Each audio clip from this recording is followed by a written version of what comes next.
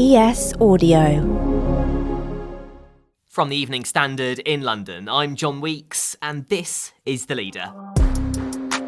Fair and compassionate were the buzzwords for our new Prime Minister Rishi Sunak at his first PMQs today, as he promised to confront difficult decisions with those worse off in mind. The debate kicked off with the Prime Minister defending his decision to reappoint Suella Braverman as Home Secretary, just days after she was forced out of the role for breaching the ministerial code. The Home Secretary made an error of judgment, but she recognised that, she raised the matter, and she accepted her mistake. And that's why I was delighted to welcome back into a united cabinet that brings experience and stability to the heart of government. Just before PMQs, the Treasury tweeted that the planned fiscal announcement due on Halloween will be replaced with a full autumn statement 2 weeks later. On the 17th of November, a medium-term fiscal plan will be announced to put public spending on a sustainable footing, get debt falling, and restore stability. And during PMQs, we heard that the government is doing another U-turn on one of Liz Truss's policies and keeping the ban on fracking, sticking to the pledge from the Conservatives' 2019 manifesto. So, how did Rishi do on his first PMQs? And is the future looking any brighter or gloomier? Now we've got a slightly better idea of his plans for the country. Joining me now is the Evening Standard's political editor Nicholas Cecil. So Nick, how do you think Rishi Sunak's first PMQs went for him? Well, he got off to a very good start. It was a very impressive performance, quite polished, very confident. He had some good lines. He played the Corbyn cards quite a few times, trying to remind MPs that Sir Keir Starmer previously supported Jeremy Corbyn as leader. That gets lots of cheers and roars from Tory MPs. So it's good for the chamber, good for the theatre. Ultimately, that message kind of won't last very long because the public associate Labour less and less with Jeremy Corbyn. But certainly for his first PMQs, that was very helpful. The problem that Mr. Sunak had, though, was this controversy over his Home Secretary, Suella Braverman. So if you remember, she resigned literally a week ago after sending a ministerial document from her private email to a colleague in breach of the ministerial rules. This is all believed to be linked to a row between Ms. Braverman and the then Prime Minister Liz Truss over immigration policy. So she was forced to resign, and then Rishi Sunak brings her back into government a week later. But what was the really controversial part about this is that while he was trying to win the Tory leadership race, Rishi Sunak needed the support of some parts of the Tory right, and Ms. Braverman was a key figure who backed him. So there's some suspicions that in the end she got her job for backing Mr. Sunak to help him beat Boris Johnson. There's going to be lots and lots of questions about it. Labour are already calling for an inquiry by the Cabinet Secretary, Simon Case, into it. So he's had a good start, but there's certainly one big problem he's going to have to deal with. Absolutely. And as you mentioned there, Labour have sort of called for an inquiry into her reappointment. Are there any signs we could see that inquiry? No, there are no signs that we're going to see that inquiry. And I suspect that the Cabinet Secretary will not order such an inquiry. Mr. Case has proved pretty good at helping Prime Ministers out of these difficult spots. But that doesn't mean that this affair is going to go away, by no means.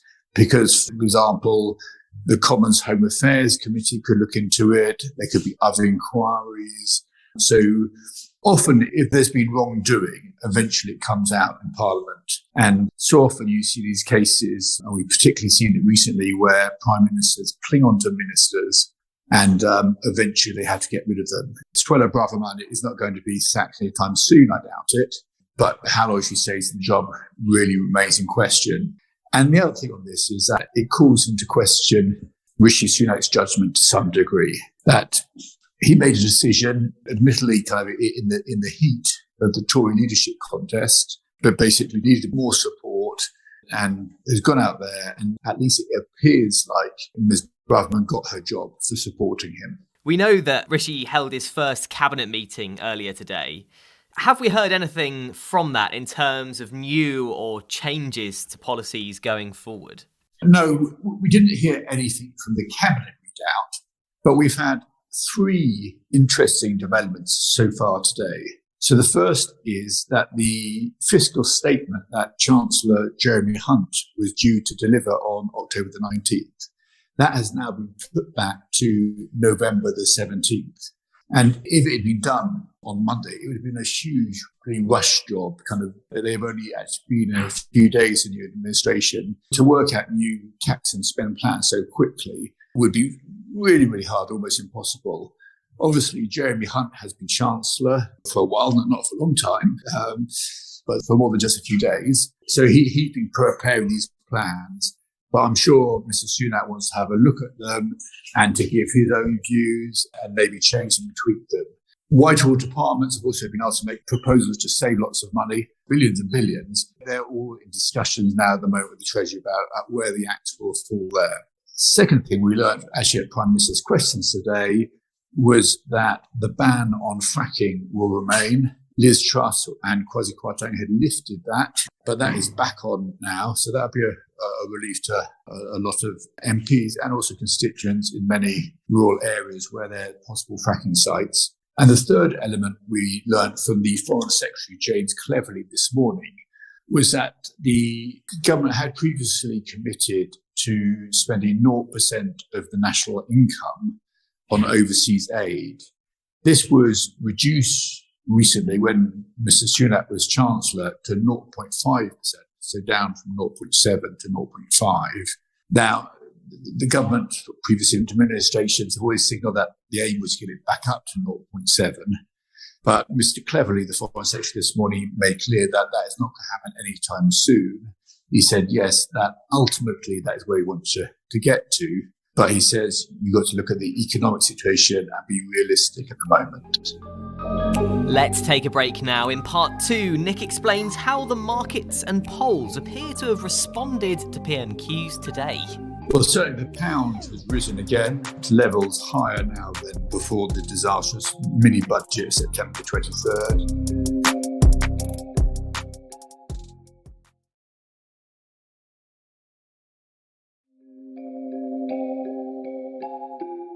And based on those things that we have learnt today, obviously not so much from the cabinet meeting itself, but as you mentioned, these three changes that have sort of been announced today, what direction does it look like Rishi Sunak is taking the country in? And do you think the direction so far is something Tory MPs will back? It's very, very early days. And what he did say at Prime Minister's question is that he's going to be a compassionate Conservative and that he is going to make sure that the most vulnerable families and households in Britain are protected during these difficult economic times. How much he does that will be revealed to some extent in the autumn statement, which is effectively a budget on November the 17th. So you'll see then whether benefits are going up in line with inflation, for example, or by less if they went up in line with earnings. And that there'll be lots more of these policy decisions which will actually show exactly what Mr. Sunak is about. So at the moment, I think a lot of people are not quite clear because he was portrayed as this MP on the centre-left of the Tory party. But certainly in many ways, he's quite a right-wing Tory MP. The most glaring example of that is Brexit. He was an ardent Brexiteer. We're still waiting to discover exactly where his government will go. The other thing to remember on this is that he's got to keep all factions of his party in his government and on the backbenches, those MPs supporting his government. And so he's got some Boris Johnson supporters in his cabinet. He's got some people who supported Liz Truss, some who supported Penny Mordaunt. And so he'll have to appeal to some degree to all those elements to try and keep his party united after what has been an extraordinary period of civil war in the Tory party. I know it's early days, as you said, Nick, but is there any sign so far in terms of how the markets have responded to, this new PM and his cabinet and PMQs, or even the polls? I don't know if there's been any sort of inkling at all about how it's being received today. Well, certainly the pound has risen again to levels higher now than before the disastrous mini-budget of September the 23rd. It reached either 114 or 115 against the dollar this morning. So basically the markets, investors are far more confident now with Rishi Sunak and Jeremy Hunt at the helm than they were with Liz Truss and Kwasi Kwarteng. In terms of polls, there's been one poll out which I've seen that showed the Tories narrowing the gap very, very slightly, but it could all be within the margin of error at this stage. And certainly you're still talking kind of a gap of maybe around 25 points. So the Conservative Party have got to mount a climb to regain trust, to rebuild confidence from the public that they can be trusted with the economy again. Obviously, both leaders, based on today's performance, are quite competent in the Commons. Do you think it will keep competition between the two tight going forward? I think the contest now at Prime Minister's questions is going to be far more combative. Liz Truss couldn't think very quickly on her feet. She was a bit wooden.